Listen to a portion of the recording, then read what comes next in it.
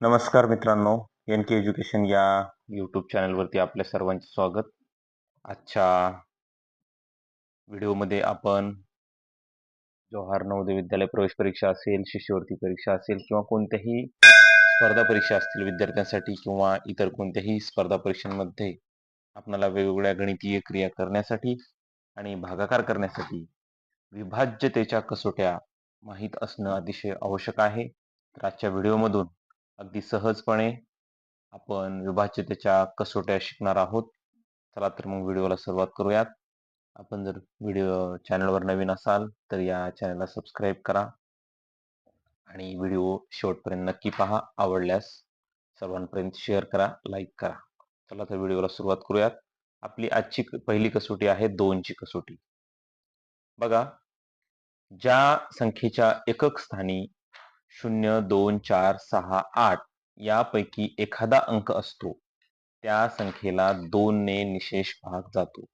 या ठिकाणी एक उदाहरण पण घेतलेलं आहे आपण. बघा, पहिली संख्या आहे 224, त्याच्या एकक स्थानी 4 आहे.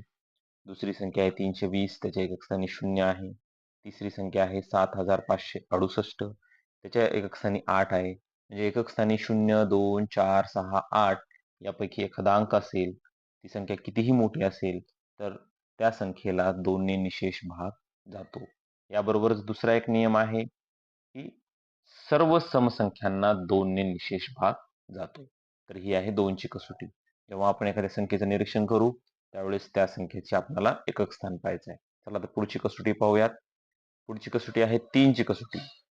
ज्या संख्येतील अंकांच्या बेरजेला 3 ने भाग जात असेल, पूर्ण भाग जात असेल, तर त्या संख्येला सुद्धा 3 ने निशेष भाग जातो. उदाहरण या ठिकाणी पाहायचं झालं तर 234 ही संख्या आहे. त्यामधील अंक 2, 3 आणि 4 यांची बेरीज केल्यानंतर बेरीज येते 9 आणि ह्या 9 ला 3 ने भाग जातो. म्हणजे 234 या संख्येला सुद्धा 3 ने भाग जातो. संख्येतील अंकांची बेरीज करायची आणि त्या बेरजेला 3 ने भाग जातोय का ते पाहायचं. अशा पद्धतीने दुसरं उदाहरण पण या ठिकाणी दिलेलं आहे. ते सुद्धा आपण पाहू शकतो. त्याची बेरीज येते 18 आणि 18 ला 3 ने भाग जातो म्हणून त्या संख्येला सुद्धा 3 ने भाग जातो.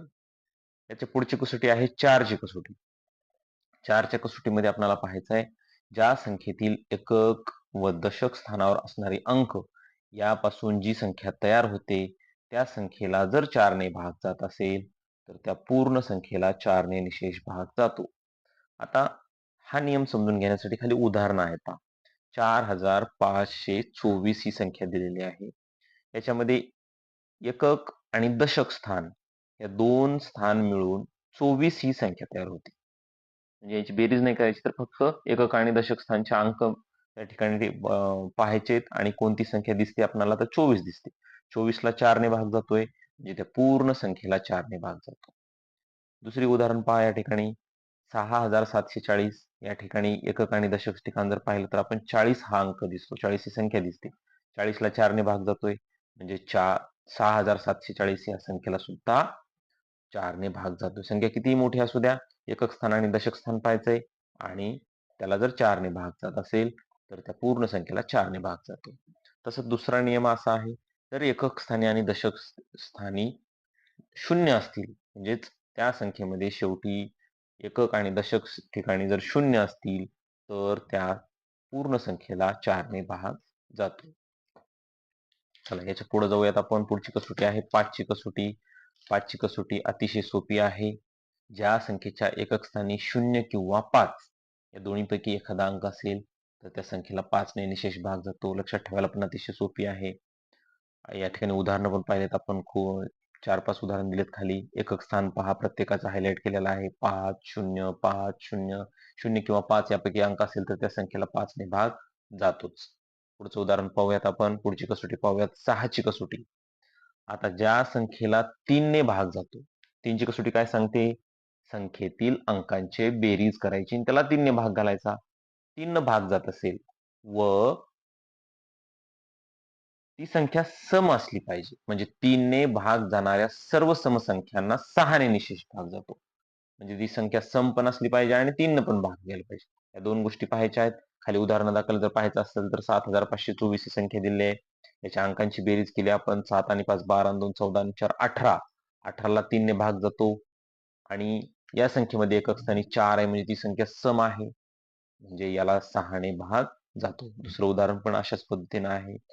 3 भाग गेला पाहिजे आणि ती संख्या सम असली पाहिजे. चला पुढची कसोटी आहे 8ची कसोटी. 8ची कसोटी आणि 4ची कसोटी याच्यामध्ये थोडासा सारखेपणा आहे. 4च्या कसोटीमध्ये आपण पाहिलं एकक स्थान आणि दशक स्थान.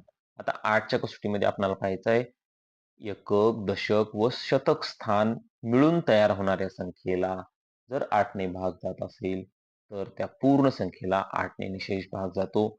वरती 2 उदाहरण दिलेले आहेत या ठिकाणी 45,640 यामध्ये एकक, दशक, शतक स्थान जर पाहिलं तर 640 ही संख्या तयार होते. याला 8ने भाग जातो म्हणून त्या पूर्ण संख्येला 8ने भाग जातो. आणि दुसरा नियम आहे 8च्या कसोटीमधील अतिशय सोपा.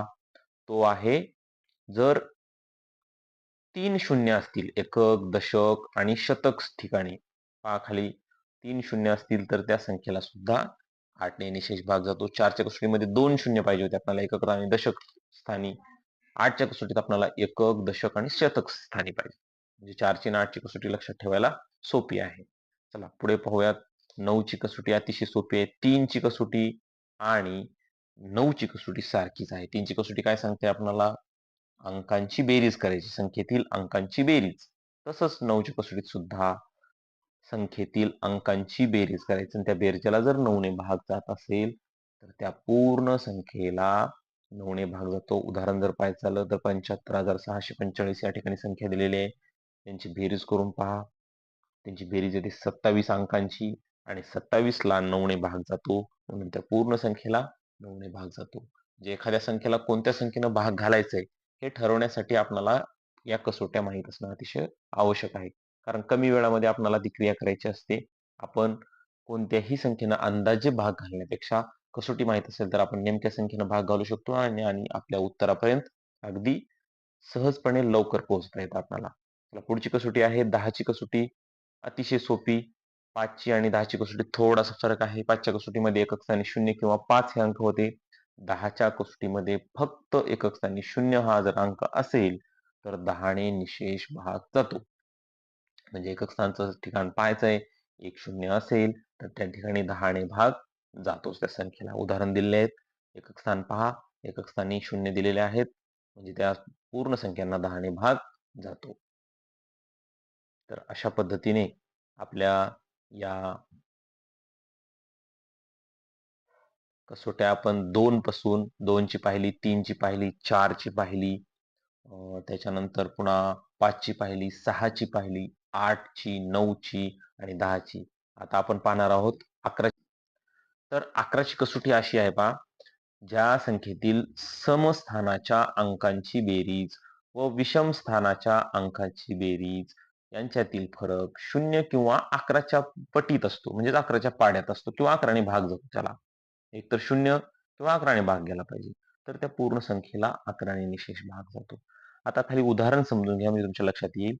4 अंकी संख्या पहा. त्या ठिकाणचे विषम स्थान आहेत. विषम स्थान म्हणजे एकक आणि शतक. कारण एकक स्थान हे पहिलं आहे, शतक स्थान हे तिसरं आहे, हे विषम स्थान झाले. समस्थान कोणते? दशक म्हणजे दुसरं स्थान, हजार हे चौथं स्थान, हे समस्थान. उदाहरण दाखल या ठिकाणी दिलेलं आहे पहा.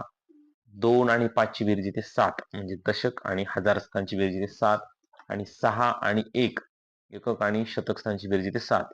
दोन्हीतला फरक आहे 0 म्हणजे त्या संख्येला 11ने भाग जातो. दुसरी संख्या आहे